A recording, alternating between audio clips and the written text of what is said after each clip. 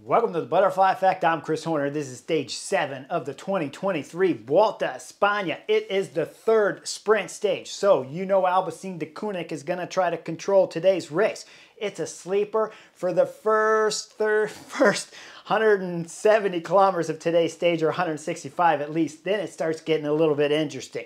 We do have two breakaway riders up the road. Herrada from Cofidis is up there, and Okamika from Burgos BH. But they only have about a 2-minute time gap on the peloton, being led behind when the cameras come on with about 120 kilometers to go by Alpecin de Koenig. Now, earlier in the stage, off camera, Geraint Thomas had crashed. We know because he's got some grass still stuck underneath his jersey there sticking out. And later we'll see him over on the side of the road getting some medical attention to his left knee from his director sportif, or his medical team there for Team Ineos. Now, I want to back the film up all the way to the beginning because some interviews were pretty interesting on today's stage, and we had 165 kilometers of sleeper stage had to say about doing 3 Grand Tours. Well, Sepp Kuss is second on the general classification, and he says he loves racing his bike, so doing 3 Grand Tours is not a problem, and he enjoys being on his bike all the time, which means he probably enjoys training too, because you got to do a lot of training if you're going to get ready for the Giro, the Tour de France,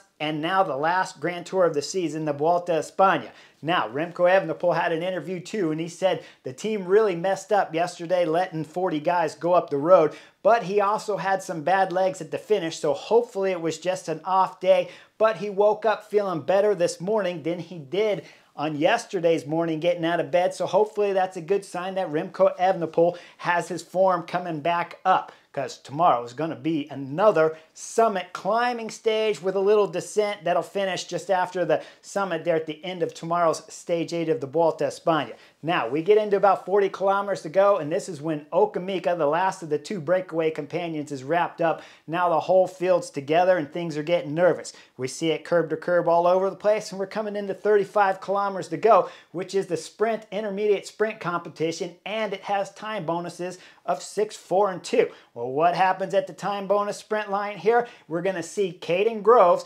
2-time stage winner here at the Vuelta España, get maximum point, but I want you to back up to 3rd place because that's a bike throw right there from Jonas Vingegaard, Jumbo-Visma, who gains 2 seconds. Now, if I back you guys up to stage 4, when Remco Evenepoel was getting seconds, Jumbo-Visma were saying, well, we got our team strategy and he's got his, so we're going to stick to our plans. Makes it kind of sound like they didn't care about giving 6 seconds away to Remco Evenepoel, but now all of a sudden Jonas Vingegaard sprinting for 2-second time bonuses. So we know whenever the teams say later, when a rider on the general classification gains 6 seconds in time bonus, like Remco Evenepoel did a couple stages back, we know the other general classification teams messed up. They just don't want to tell you on the air. Otherwise, we wouldn't see Jonas sprinting for 2-second time bonus. Had a little bit of run from his money from the UAE Team Emirates rider on the left side of him, but he gains 2 seconds, moves up tied on time with Enric Mas from Movistar, but not enough time to jump over after today's stage of Remco Evenepoel. Now, let's get into the battle, because up front, curb to curb, we're coming into 20 kilometers to go. We see all the teams up there battling. We come into about 15 kilometers to go. You see the windsurfer off on the coast there. He's got his surfboard lifted way up off, and you start wondering what's happening to the peloton. Just not quite enough wind to cause a big echelon here because of all the buildings blocking the wind from the coast, and the fact that there's just not enough there to blow it up. But we're under 15 kilometers to go, and we see Sepp Kuss throughout most of this stage has been riding at the back. I don't like this now. Sepp Kuss has to be in a different role now that he's second on the general classification, which isn't important. What's mostly important is that he's about 2 minutes and just under 50 seconds from Remco Evenepoel, which has huge importance and possibly implications later in the stages here at the Vuelta España when we get up into the mountains. So letting Sepp Kuss sit at the back, those days should be over. I know he likes being a super domestique and likes the idea that he can rest at the back, take things nice and easy and calm, but you just can't do it. Now your team is relying on you to put pressure on Remco Evenepoel when we get into these mountain stages. So it's very, very important for Sepp Kuss to now start thinking like a GC classification rider instead of thinking like a super domestique on one of the flat stages where he can just sit back and say, hey, it's not my job to be up there.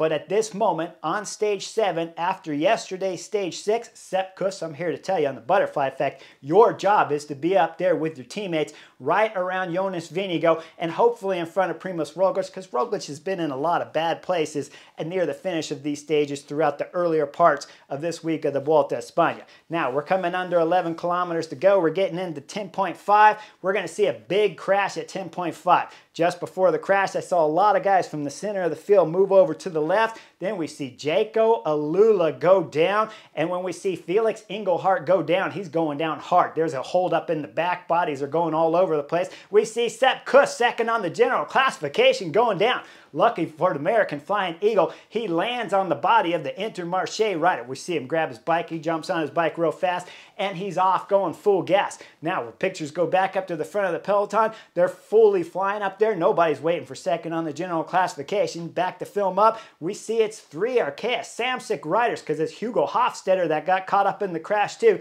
So they're pulling second place on the general classification back up to the group, but there's no Jumbo-Visma guys in sight. Guys, this is a big time mistake right here with 10.5 kilometers to go, because Sepp Kuss should have never been that far back.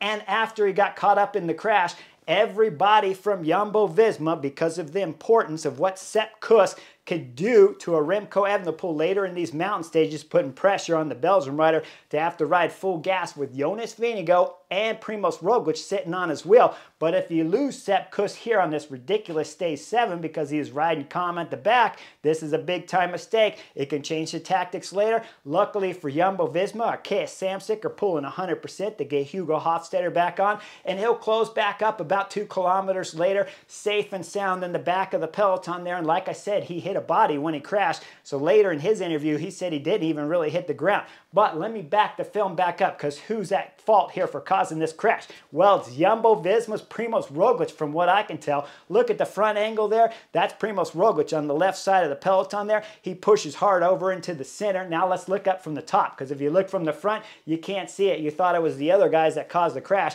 But you look up at the top, Primoz Roglič is coming from the left side. He's got his teammate Jan Tratnik up there at the top of the peloton there, looking back at the center.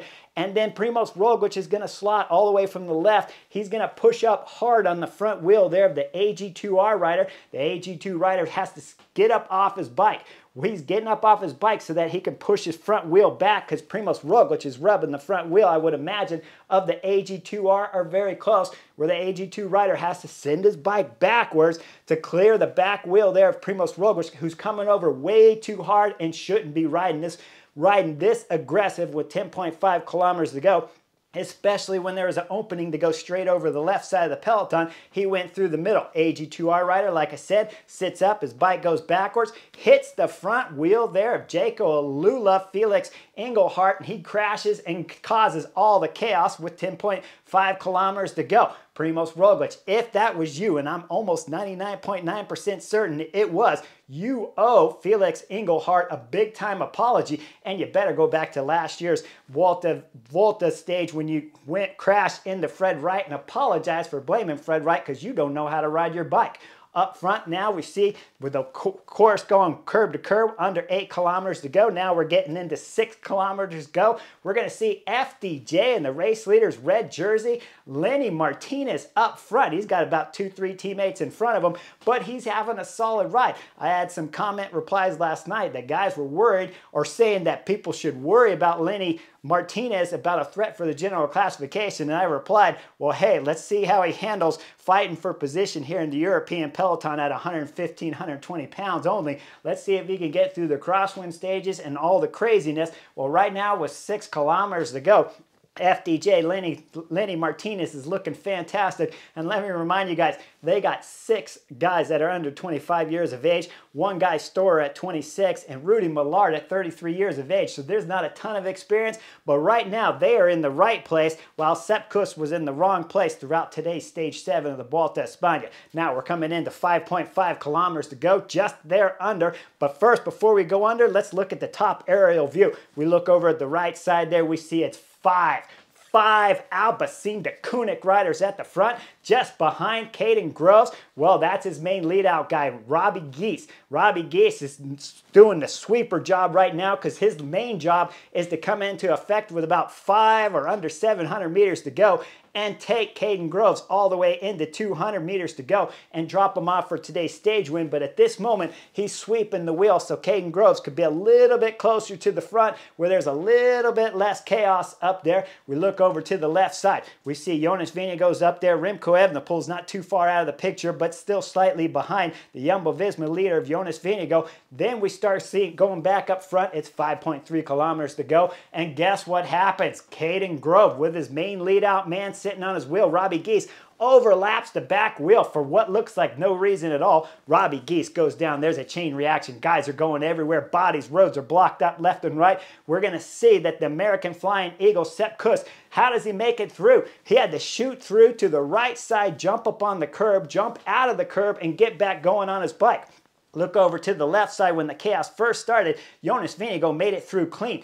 Remco Evenepoel, the Belgian rider from Pseudo Quickstep, who was wearing the race leader's jersey up until yesterday's catastrophic mistake, letting 40 guys go up the road. He made it through just barely cleanly. Then just behind Remco Evenepoel, there's a host of Jumbo-Visma guys over on the left side of the road. I already told you Sepp Kuss had to go right on the sidewalk. On the left, I got to assume that's Primoz Roglič in that group right there, and you see the bike flying all the way to the left. Now look at the bike. It's set straight up on its head tube there, vertical. It's not parallel with the road, and there's no rider on it. That bike is flying into the group going over to the left, and Jumbo-Visma riders there on the left side have to lock up the brakes and make evasive maneuvers left and right, but they make it out of there alive, and they keep going up to the front group. We go to the back of the group of the crash there and see what's happening.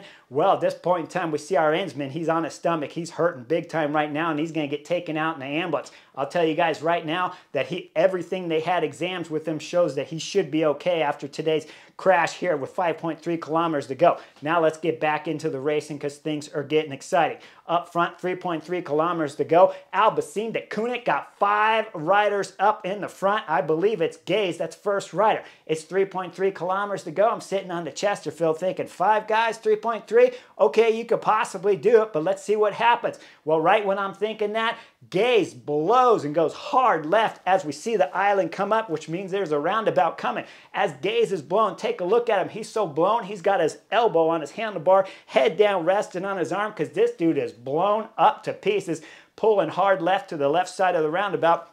While his team with 4, Albacete de Koenig now, are going to the right. Now with 4, with over 3 kilometers to go, I'm like, whoo, things are going to get exciting here because I don't think Albacete de Koenig can hold it together with only 4 riders because that means 3 have to pull for more than 3 kilometers at this moment. That is a tall order. Now the next rider pulling on the front there for Albacete de Koenig, that's Ballerstedt. Ballerstedt's a good time rider. He's got lots of power, but can he do a big pull? He's got to do like a K.5 to start getting this distance back under control for Albacete de Koenig if they want to get Caden Groves into the last 200 meters with a lead-out man in front of him because he had already lost his main lead-out man, Ruby Geis, back there at 5.3. So now the team chemistry has to change, right? You start the race with 8 Albacete de Koenig riders. You got Jason Osborne that did the first work, and of course you got Jimmy Johnson who did the early part of the work with those 2 riders. They were blown. If I back the film up just to about 5.5 kilometers, you'll see him at the back of the peloton.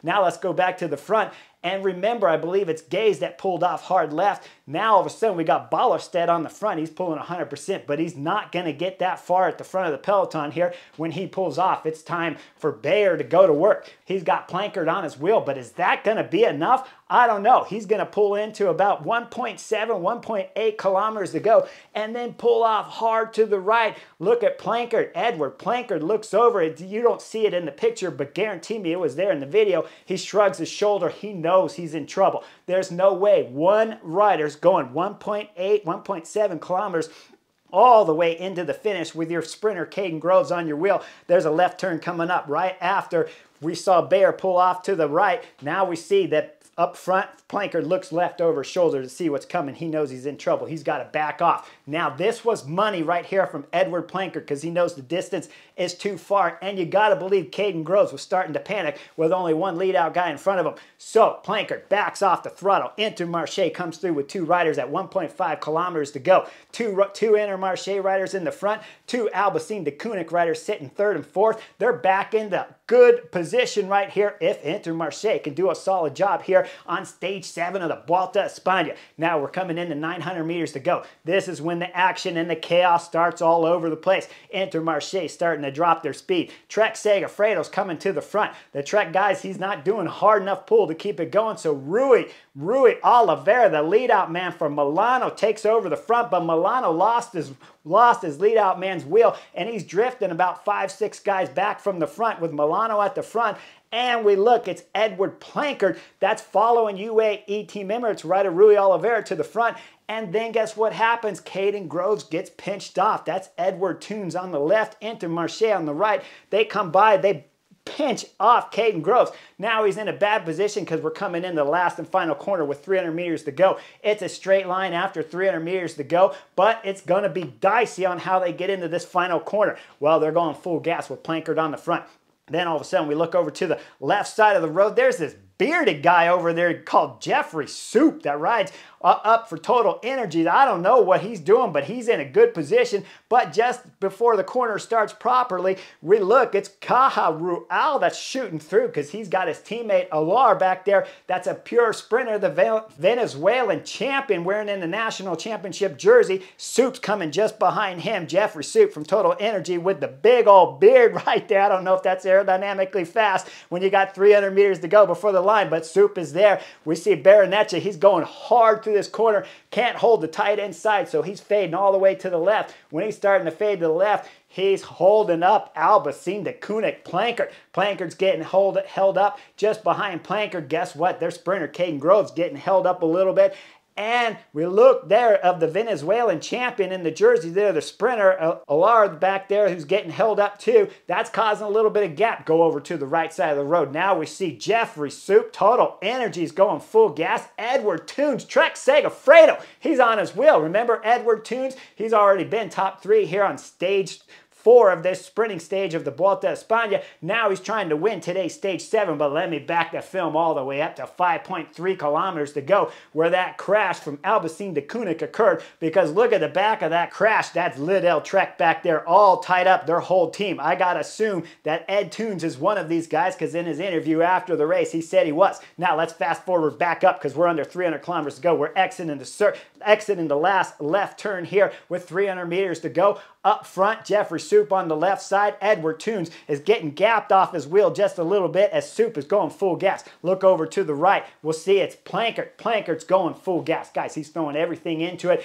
But over on the left, Soup is still gaining just a little bit on Plankert. Plankert sits up, starts looking back at about 250 meters to go. When he does, he makes a tactical mistake. And like I tell you guys on the butterfly effect all the time, you can make mistakes at the beginning of the race, the middle of the race, near the end of the race. But with 200 meters to go, you can't make a mistake, and Plankert does. He looked right, he looked left, he faded right. He went over to the wheel of Vandenberg for EF Education just at the same split second timing there when his sprinter Caden Groves was getting ready to go to the right. Well, his lead out man Plankert went to the right too. That holds up Caden Groves just for a hair, split second. Caden Groves has to go back hard left to try to get around his lead out man Plankert, as up front to the left side, Soup is going full gas. Now we look, Edward Toons has still got a little bit of a gap at 100 meters to go, but still gaining on Soup. We look over to the right side, back to film up, just a hair there. Alar was coming in and bumping guys along the way. Up front, Soup, he's going full gas still. We're 75 meters to go. Just behind him, Edward Toons is still gaining. Edward Toons has finally got onto the back wheel there of Jeffrey Soup from Total Energy. On the left side, though, we look at Alar. He's coming up full gas as Alar's gaining the whole time. 50 meters to go. Ed Toons starts to just come up on the back wheel on the right side there of Jeffrey Soup, but then he starts to fade. The Venezuelan champion, he starts coming up full gas, so he's not fading. They get up to 25 meters to go. He's almost even with Jeffrey Soup there from Total Energies. 5 meters to go. Soup is throwing his bike. The Venezuelan champion's throwing his bike from Caja Rural, and it's a bike toss at the line. But guess what? Total Energy Jeffrey Soup won today's stage, takes it for Total Energy in a big-time victory here for the French team. They crossed the line, both bikes being tossed across the line. Nobody's got time to celebrate. Then Jeffrey Soup is falling in the arms of all his staff at the finish, celebrating with that big old massive beer, big old bear beard that he's got on his face, celebrating big time. He's in disbelief. He's excited. He's hugging his teammates, high-fiving everyone, and in disbelief throughout the stage. Behind what happened, third place, Ed Toons. Ed Toons did a good job from Liddell Trek because, like I said, I brought you guys all the way back to 5.3 kilometers to go. Ed Toons had Jacopo leading him all the way back from 5.3 kilometers to go, he said in his interview, to get him up there at the finish. But then with 75 meters, all that big-time effort from Ed Toons started to blow his legs, so Soup was able to hold him off. So it was chaos everywhere. If I back the film up before the last corner, let me show you where Jeffrey Soup was as he's sitting in the middle there, in the pocket there, just as all the front guys have chaos in front of him. Jeffrey Soup was sitting right there before that final left turn with 300 meters to go. So you know he was well rested to come out of that left turn, but you had to have the experience. In his interview, normally he said he would have been doing the sprint for his teammate Dries Van Gessel, but instead Dries got held up by the crash. So Jeffrey Soup said he's just going to do the same tactics anyway. Going to the last corner, he went into the inside, had a clear run with 300 meters to go. But if you're going to run from 300 all the way to the finish and still win, congratulations, Jeffrey Soup, as you're sitting up there on the podium celebrating. Marvelous big-time stage victory here for Jeffrey Soup to win his first Vuelta a España stage victory here on stage 7 of the 23 Vuelta a España. Make sure you guys like and subscribe as we're getting into tomorrow's another mountain stage here, the third mountain stage of the Vuelta a España, so you know it's going to be exciting. Will Sepp Kuss start to ride at the front of the peloton and help put a threat there to Remco Evenepoel? Can he overtake Sepp Kuss? And can Lenny Martinez from FDJ hold on to the race leader's jersey after tomorrow's mountain stage? Lots to talk about, lots to discuss. Make sure you guys like and subscribe. I'll see you on the next edition real soon.